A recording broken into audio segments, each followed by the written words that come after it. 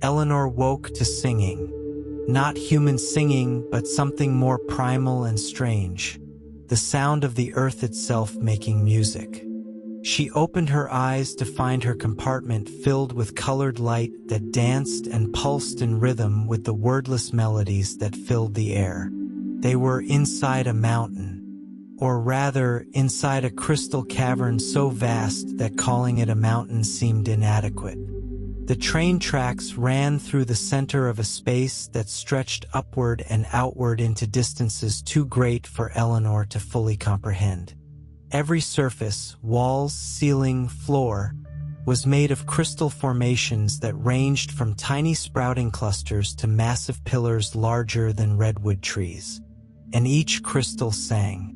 Some produced low, resonant notes that Eleanor felt in her chest more than heard with her ears.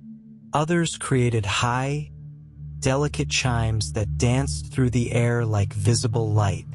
Together, they formed a symphony of impossible complexity, hundreds or thousands of different tones weaving together into something that was simultaneously chaotic and perfectly harmonious.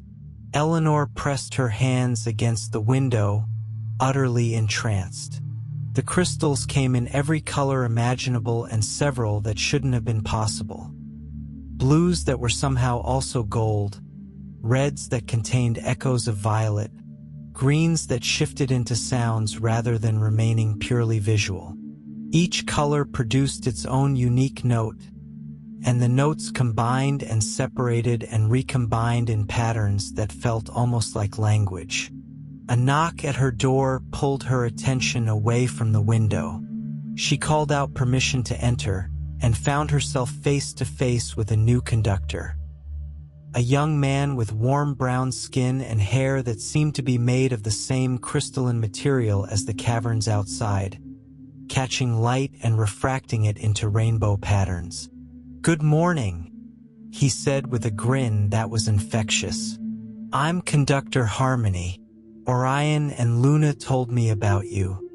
Thought you might like some company exploring the crystal caverns of sound." "I'd love that," Eleanor said, realizing she was hungry for conversation, for understanding of what she was experiencing. "What is this place? Why do the crystals sing?" "Because that's their nature," Harmony said, settling into the seat across from her and gesturing broadly at the wonders outside. "Everything in the universe has its own frequency, its own song. Most of the time, humans can't hear it, the music of stars and stones and growing things. But here, in the crystal caverns, the songs become audible. The crystals are amplifiers and translators, taking the hidden music of existence and making it something we can perceive." The train slowed as they entered a chamber where thousands of tiny crystals grew in spiral patterns on the walls, each one producing a note slightly different from its neighbors. The effect was like being inside a music box made by gods, delicate, intricate, impossibly beautiful. "Why are we here?" Eleanor asked. "I mean, what is this leg of the journey supposed to teach me?" Harmony leaned back, considering her question. "The glass lakes were about seeing, really seeing yourself and your possible futures. The crystal caverns are about listening, really listening, not just to the world around you, but to the voice inside you that knows what you need, what you truly want.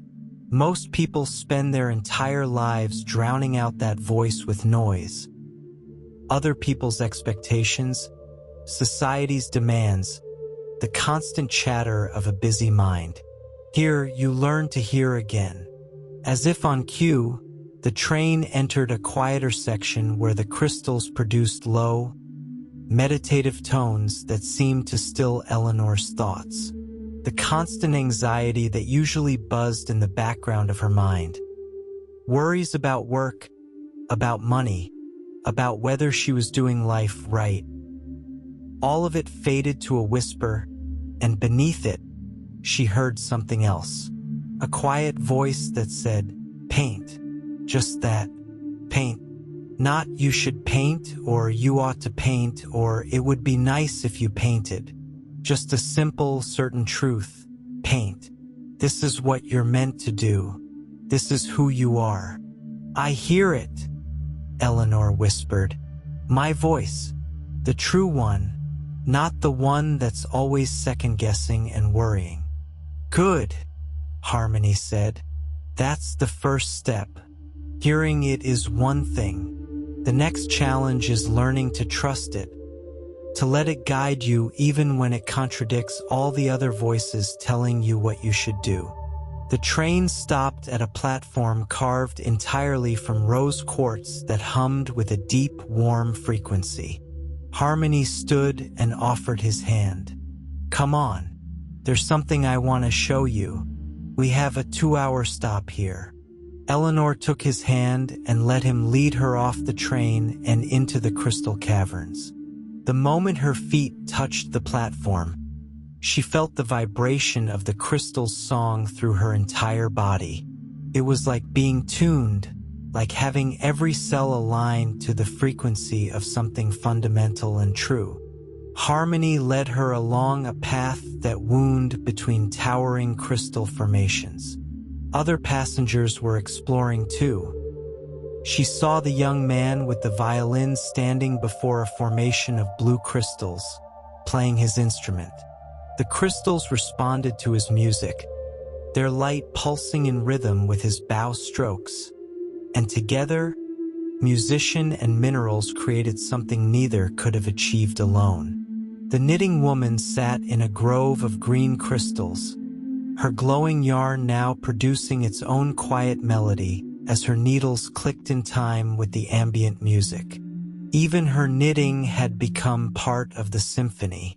"Everyone finds their own way to interact with the caverns," Harmony explained as they walked. "Some through music, some through movement, some through stillness. For you, I thought we might try something different."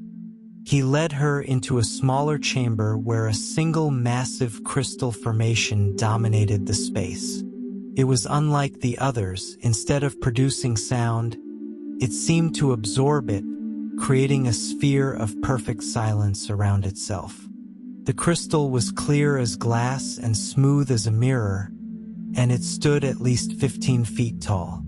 "This is the listening stone," Harmony said softly, his voice somehow clear despite the silence-inducing properties of the crystal. "It doesn't sing. Instead, it listens and it reflects back what it hears. Not the sounds you make with your mouth, but the truths you carry in your heart. Are you willing to try?" Eleanor nodded, feeling both drawn to and slightly afraid of the massive crystal. "Just place your hands on it," Harmony instructed. "Close your eyes and listen, not with your ears, but with everything you are."